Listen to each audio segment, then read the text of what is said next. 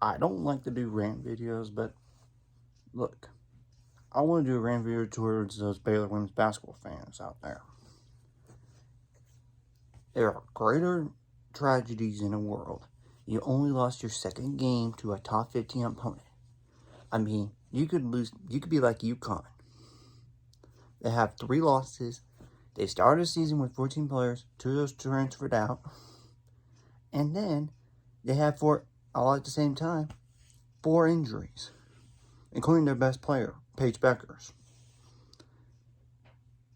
And if you're going to have to be realistic with yourself, this was 2 tough games we dealt with in a non-conference.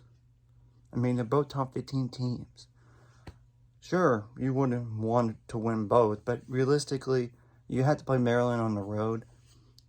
So I knew before the season they were probably going to lose one of those 2 games, maybe even both. Because look, it's a first-year staff, and she's still trying to get the system in place on offense. And not only that, it's hard when you have a limited roster and get them players in game shape. And she even addressed that in her in an article, and probably in her post game, which should be released sometime today. I don't know when. And look, she's addressed some of the issues that they had to fix. Like, you have to be better at rebounding. And size was a problem in this game. Your guards were smaller than Michigan's guards. And Michigan outscored you in the second chance points easily. And not only that, you didn't shoot the 3 well, but you could just do one thing. When you're not shooting well, you gotta defend better. And they did that according to percentages.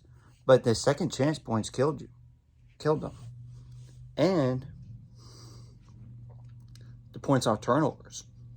I mean, you have to control that. And you can't turn the ball over so much, too. I mean, and another thing, too, in keeping it in perspective, where were you when the former coach came to Baylor? Where were you when Scott Drew came to Baylor with all his stuff going on? Because, look, they only had 5 or 6 scholarship players. Everyone else was a walk-on. You got to give these people a chance to prove themselves. And if you ask yourself, how many times have I have to prove myself? Or if you had, answer it. If your answer is yes, and many times, or at least once, then give her a chance. Give the new coach a chance. She's trying to get her own players in. And you don't want to be like Texas football fans, be so unrealistic, and then fire a coach after 3 or 4 years, wanting to fire a coach because they didn't meet your expectations. And not only that, another thing in perspective, you could have COVID issues. Like so many of these other teams in the country right now, both men's and women's basketball. And you could have a lot of injuries. You don't have injuries. You just need to get better. And the thing is, I know they should be better as the season progresses. And good news is, you don't play another ranked opponent again until Iowa State at home. And that's even the 3rd conference game of the year, which is ideal.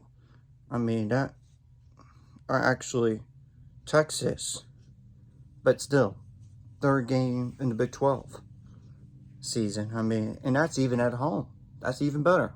Then the following one is January 23rd against Iowa State, and that's even at home too. So you're fortunate to host 2 games at home against top 15 opponents. Probable. And then you don't have to play another top 15 opponent from that time to February 6th, which is another 2 weeks or so, or something like that. But it doesn't matter, 2 weeks or a little more. And then you don't have to play another ranked opponent again until February 28th.